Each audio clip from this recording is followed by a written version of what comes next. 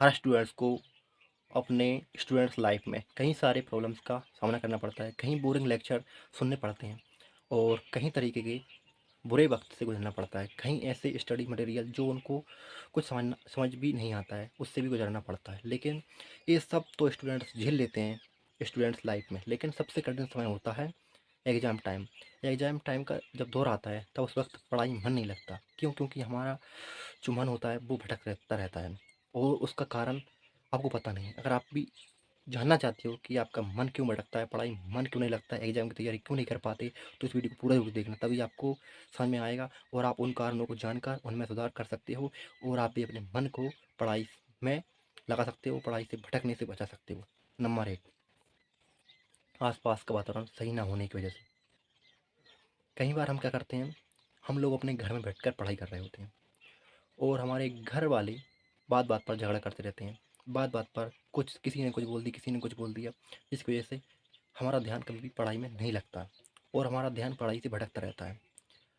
शोर ज़्यादा होता है, जिस जगह पर हम पढ़ाई कर रहे होते हैं, वहाँ पर ही हमारा मन नहीं लगता। तो आपको ऐसी जगह पर पढ़ाई करना है जहाँ पर शोर बिल्कुल भी ना हो और आपको उन दोस्तों से दूर रहना है जो लोग आपको हमेशा जो दोस्त हमेशा हमेशा ही आपको खेलने के लिए, बाहर घूमने के लिए प्रोत्साहित करते हों, नई-नई चीज़ें बताने के लिए, यानी कि मोबाइल पे ज़्यादा समय बताने के लिए फ़ोर्स करते हों या फिर बोलती हों कि तू ऐसा कर, वैसा कर और आपको पढ़ाई ना करने देते हों। उन लोगों से आप दूरी बनाए रखिए, क्योंकि उससे क्या होगा, कहते हैं ना जैसी संगत वैसी रंगत।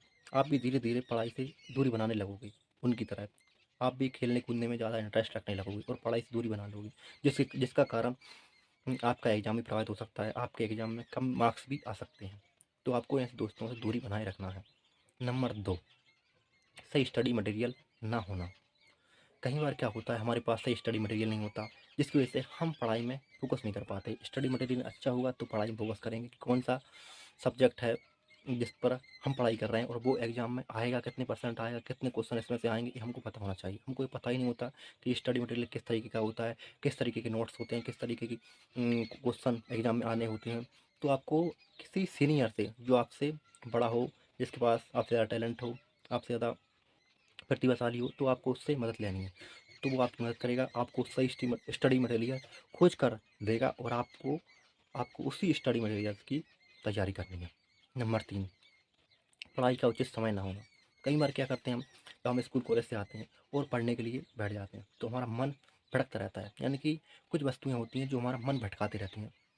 तो आपको एक पढ़ाई का निश्चित समय, यानी कि पैटर्न बनाना होगा। जिस तरीके से हमारे खाने का, नहाने का, घूमने का एक पैटर्न होता है, किस वक़्त हमें कहाँ जाना है, उस तरीके से आपका पढ़ाई का भी एक पैटर्न होना चाहिए। आपको किस वक़्त किस सब्जेक्ट को पढ़ना है, किस समय किस सब्जेक्ट को उठाकर देखना है कि कहाँ किस टॉपिक पर आप वीक हो, किस सब्जेक्ट को कितना टाइम देना है, ये आपको पता होना चाहिए। यानी कि सही समय पर सही सब्जेक्ट को पढ़ाई करना चाहिए और जब तक आप सही समय पर सही सब्जेक्ट की तैयारी नहीं करोगे, तो आपका मन एग्ज़ाम में भटकेगा ही। तो आपको समय का सदुपयोग करना है और समय का उचित उपयोग करके आपको उचित पढ़ाई करनी है और सभी सब्जेक्टों को अच्छा टाइम देना है, ताकि सभी क्वेश्चंस को, सभी सब्जेक्ट को आप अच्छे से समझ। नंबर 4, दबाव में आकर पढ़ाई करना। कुछ लोग अपने माता-पिता की वजह से या फिर समाज की वजह से दबाव में आकर कुछ ऐसे कठिन सब्जेक्टों को चयन कर लेते हैं और अपने पढ़ाई में शामिल कर लेते हैं कठिन सब्जेक्टों को। क्योंकि हमारे माता-पिता कुछ ना बोलें, समाज कुछ ना बोले, जिसकी वजह से उन लोगों की वजह से हम कठिन-कठिन सब्जेक्ट हमारी पढ़ाई में शामिल कर लेते हैं और हमारा फ़ोकस उन सब्जेक्ट पर हो नहीं पाता, क्योंकि हम उन सब्जेक्ट में वीक हैं। तो आपको किसी के बहकावे में आकर या किसी के कहने में आकर ऐसे कठिन सब्जेक्ट का चयन नहीं करना है, जिस पर आपका बिल्कुल ही फ़ोकस ना हो। दबाव में आकर बिल्कुल ही पढ़ाई नहीं करना है। कई बार क्या होता है, हमारे ऊपर बहुत ज़्यादा प्रेशर होता है माता-पिता का या फिर दोस्त यारों का कि इसके कम नंबर आते हैं या फिर समाज का, सोसाइटी का कि ये पढ़ाई में बहुत वीक है, कुछ भी बोलते रहते हैं हमसे, जिसकी वजह से हम उन लोगों के दबाव में आकर पढ़ाई में मन नहीं लगा पाते। दबाव में आकर पढ़ाई करोगे तो आप कभी भी सफल नहीं हो पाओगे पढ़ाई में, अच्छे मार्क्स नहीं ला पाओगे, अच्छा अपना फ़ोकस नहीं दे पाओगे, क्योंकि आपको बार-बार वही ध्यान आ जाएगा कि यार उसने ऐसा बोला था, उसने ऐसा बोला था। तो दबाव में आकर कभी पढ़ाई नहीं करना है। नंबर 5, पढ़ाई के बीच ब्रेक लेते रहें। जब हम लगातार पढ़ाई करते रहते हैं, तो लगातार पढ़ाई के दौरान हमारा दिमाग थक जाता है। तो आपको तो पता ही है कि हम कोई भी काम कर लें, घूम लें, फिर लें, दौड़ते रहें लगातार, तब भी हम थक जाते हैं।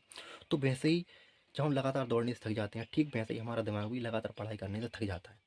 आप थकान से कैसे बचाएँ दिमाग को?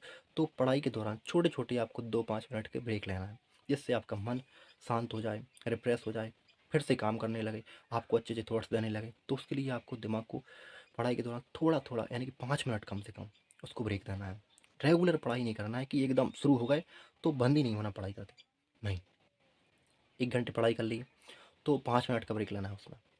अगर आप 5 मिनट का ब्रेक लोगे, तो आप और ज़्यादा फ़ोकस के साथ पढ़ाई कर पाओगे। आपका मन और ज़्यादा शांत होगा और अच्छे विचार आएँगे और अच्छे थॉट आएँगे और ज़्यादा फ़ोकस होगा आपका पढ़ाई में।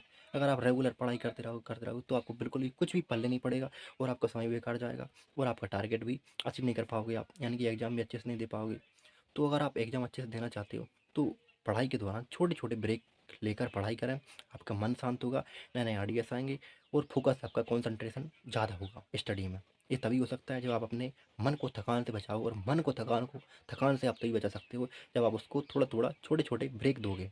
तो दोस्तों आज की वीडियो कैसी लगी कमेंट में ज़रूर बताना और वीडियो को लाइक, चैनल को सब्सक्राइब करना और वीडियो को अपने दोस्तों के साथ शेयर करना बिल्कुल भी ना भूलें। वीडियो बनाने में बहुत मेहनत लगती है और आपका 1 सेकंड ही नहीं जाता वीडियो को लाइक करने में, चैनल को सब्सक्राइब करने और वीडियो को अपने दोस्तों के साथ शेयर करने में। मिलते हैं नेक्स्ट वीडियो, तब तक के लिए जय हिंद, वंदे मातरम।